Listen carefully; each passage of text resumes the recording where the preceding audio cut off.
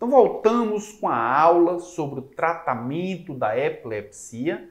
Vamos iniciar a aula fazendo a leitura de um caso clínico. É uma paciente feminina de 4 anos de idade, hospitalizada por queixa de dor epigástrica aguda e vômitos há 24 horas. A paciente estava fazendo uso de valproato de sódio há 40 dias em razão de crise de ausência típica. A paciente, por essa razão, foi internada, foi hospitalizada e para ela foram instituídas medidas gerais e fármacos para o controle sintomático, além de que a administração do anticonvulsivante ela foi suspensa. A paciente realizou um estudo ultrassonográfico do abdômen que revelou aumento difuso do pâncreas e discreto aumento do lobo hepático direito. Foram feitos alguns exames bioquímicos que demonstraram algumas alterações, principalmente pancreáticas. A amilase sérica estava com 3.410 unidades por litro, quando os valores de referência vão até no máximo 390 unidades internacionais por litro. A lipase, 507 unidades por litro, os valores de referência vão até 190 unidades por litro. TGO 24 vão até 15 e também apresentou leucograma com aumento do número de neutrófilos e bastonetes. Foi feita ainda uma dosagem sérica do valproato, o medicamento que ela vinha utilizando, e revelou níveis de 8 nanogramas por ml, enquanto que os níveis terapêuticos vão de 60 até 130 nanogramas por ml. Após 24 horas de tratamento, foi feita uma nova dosagem sérica da amilase, que revelou uma queda de 50% do valor anterior. A paciente também teve melhora clínica progressiva e recebeu alta após 8 dias de hospitalização. Esse caso clínico ele foi retirado do livro Farmacologia Clínica, da Rosane Gomes, o capítulo 39, que fala da farmacologia da epilepsia. Então, esse caso clínico é um caso típico de uma intoxicação por fármaco antiepiléptico. Nessa aula, nós iremos falar sobre o tratamento farmacológico, principalmente focando na farmacodinâmica. Mas esse caso clínico servirá de contexto para abordarmos como será feito o tratamento com fármacos antiepilépticos. Todas essas informações nós veremos após a nossa vinheta.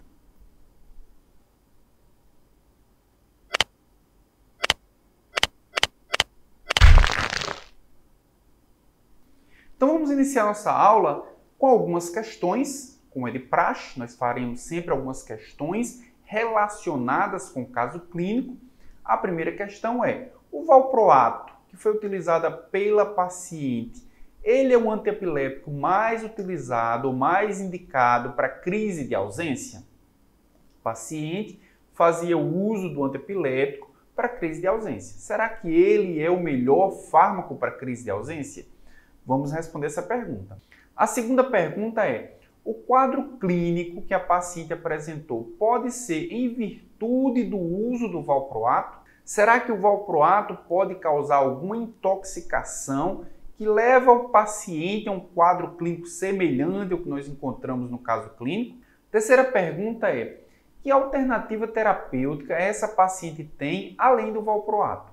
Ela tem crise de ausência, fazia uso do valproato, será que existe alguma outra alternativa além do valproato? E a nossa quarta pergunta é: quais outras reações adversas essa paciente pode ter potencialmente com o uso do valproato? Já que ela fazia uso do valproato, nós vimos que existe uma intoxicação. Será que outras reações adversas também poderiam potencialmente ocorrer, além dessa que nós vimos? Então aqui nós temos uma linha do tempo mostrando todo o desenvolvimento de fármacos para controle da epilepsia. Então os primeiros medicamentos, eles foram ali antes do século XX, 1860, 1870, com o uso do brometo.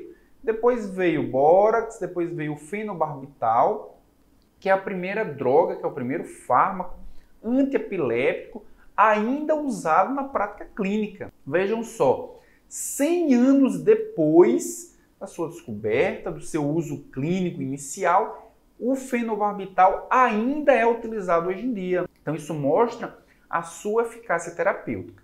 Nós veremos que é claro que o fenobarbital, comparado às drogas mais modernas, ele possui uma série de desvantagens. Então nós podemos ver aqui que os fármacos considerados, os antiepiléticos considerados de primeira geração, começou aqui com o fenobarbital.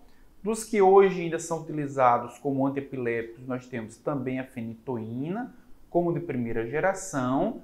Nós temos também a etosuximida, ali por volta de 1950, como antiepilético de primeira geração também. Os antiepiléticos de segunda geração começaram com o clordiazepóxido, também ali próximo de 1950, 1960.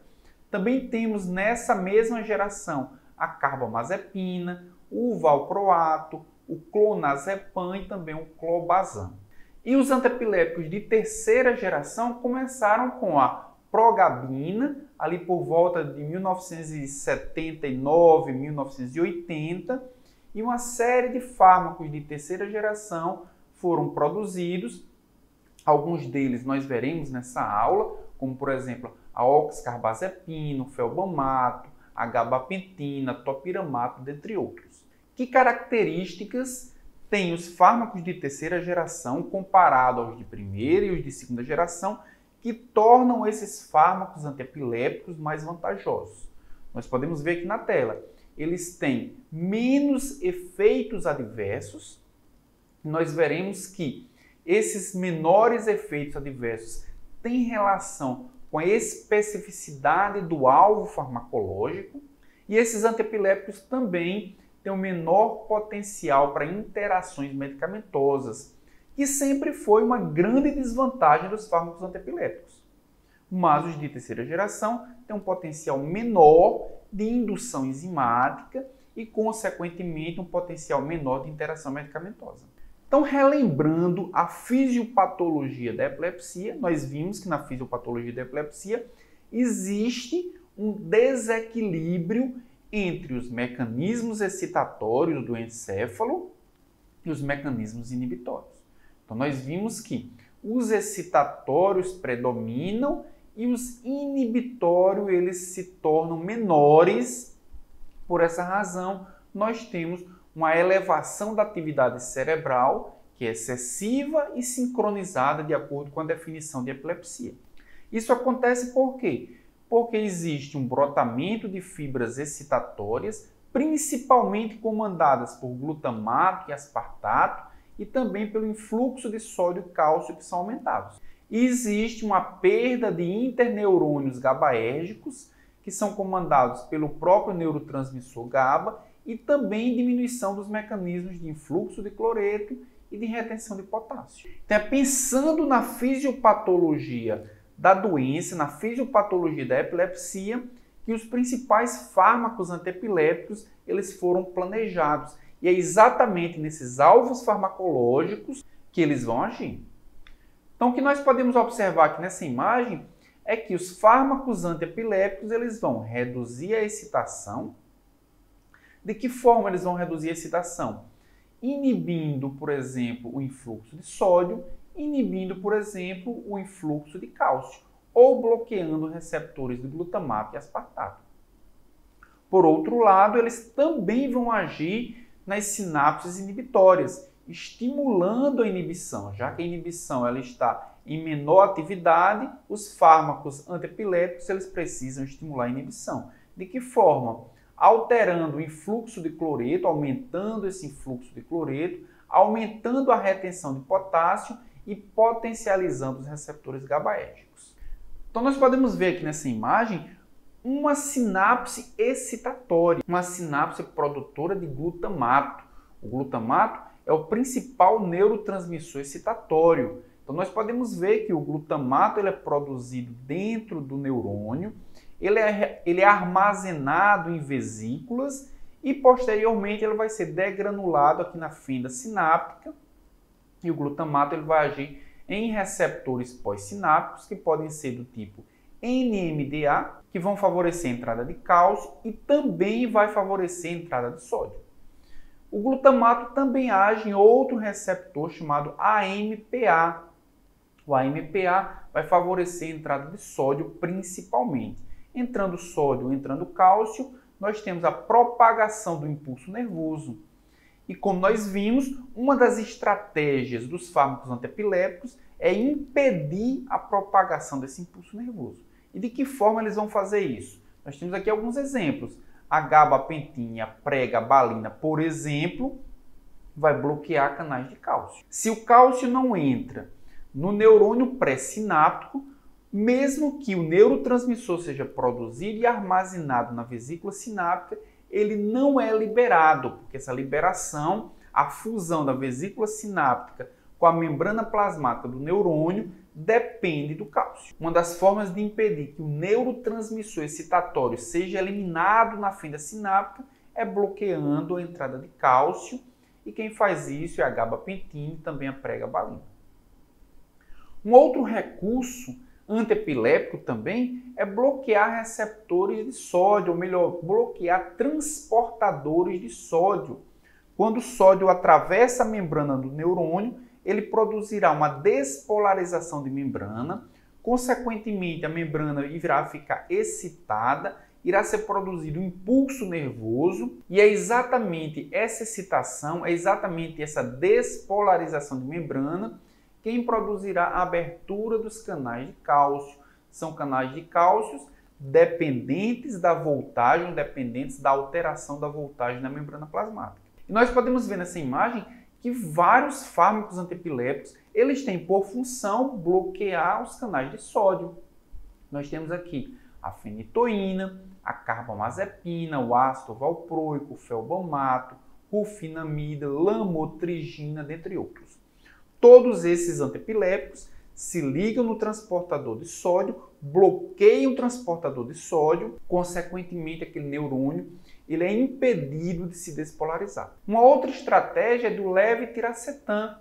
O levetiracetam ele se liga nessa proteína SV2A que fica na vesícula sináptica, e essa proteína ela é essencial para que essa vesícula sináptica se funda com a membrana plasmática do neurônio, favorecendo assim a degranulação do glutamato. O levetiracetam se liga nessa proteína e retira essa proteína da vesícula sináptica, impedindo que essa fusão aconteça, impedindo que o glutamato ele seja eliminado na fenda sináptica. E outras estratégias acontecem também no neurônio pós-sináptico, no receptor pós-sináptico.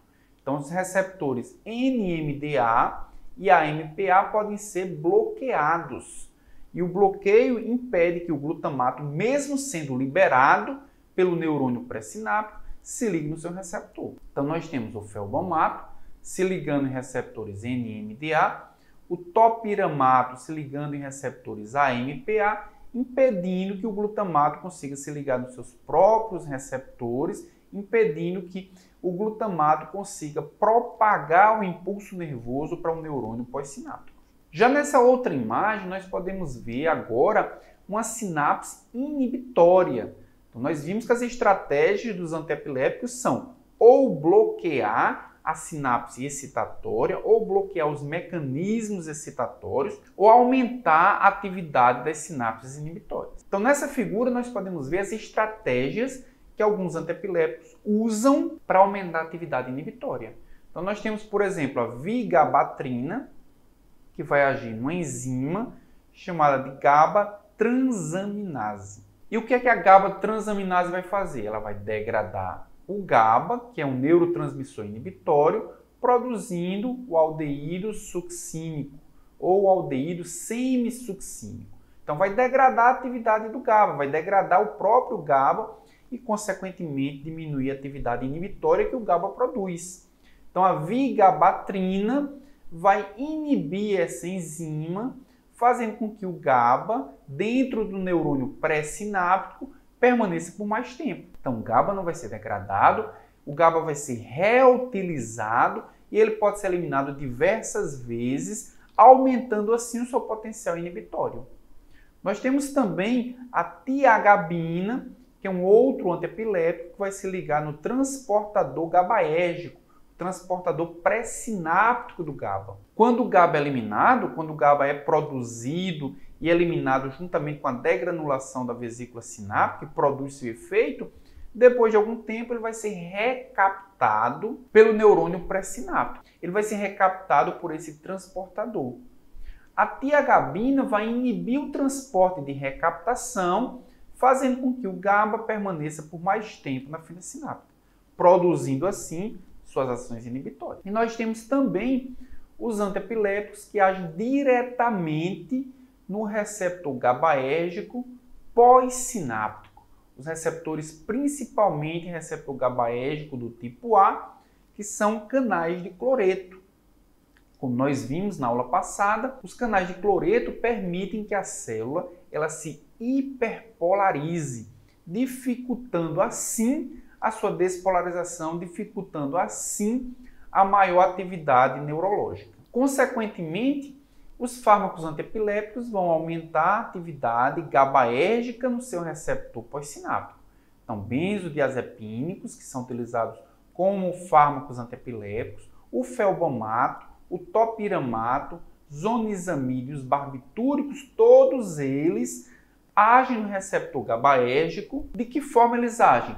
Ou aumentando a afinidade do receptor pelo GABA, ou aumentando o tempo de ação que o GABA permanece ligado ao seu próprio receptor. De qualquer forma, o objetivo principal é fazer com que mais cloreto consiga entrar na membrana plasmática do neurônio pós-sináptico e, consequentemente, esse neurônio ele se torne mais resistente a uma despolarização. Aqui nessa tabela nós podemos ver os diversos mecanismos de ação dos fármacos antiepiléticos por geração, primeira, segunda ou terceira geração. Nós temos diversos mecanismos de ação e algo que a gente pode observar entre os fármacos antiepiléticos de diversas gerações é que os de primeira geração e também os de segunda geração, eles possuem poucos mecanismos ou poucos alvos farmacológicos, e esses alvos farmacológicos geralmente são alvos gerais, são alvos que atingem a grande maioria das células, a grande maioria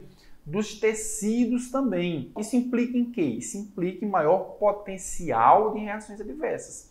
Então, quando a gente olha, por exemplo, para o fenobarbital e para a fenitoína, que tem como alvo farmacológico apenas os canais de sódio, e praticamente todas as células e todos os tecidos possuem canais de sódio, nós podemos dizer que fenobarbital e fenitoína têm um potencial muito grande de produzir reações em outros tecidos que não o tecido do sistema nervoso central. Já fármacos de terceira geração, como por exemplo o felbamato, como por exemplo o topiramato, além de possuírem mecanismos mais gerais, como bloqueio dos canais de sódio, possuem outros alvos farmacológicos mais específicos, como por exemplo antagonismo de receptor glutamato, especificamente, por exemplo, AMPA, especificamente, por exemplo, NMDA. Isso dá uma especificidade para a ação do antiepilético tão grande que normalmente esses fármacos possuem um menor potencial de produzirem reações adversas.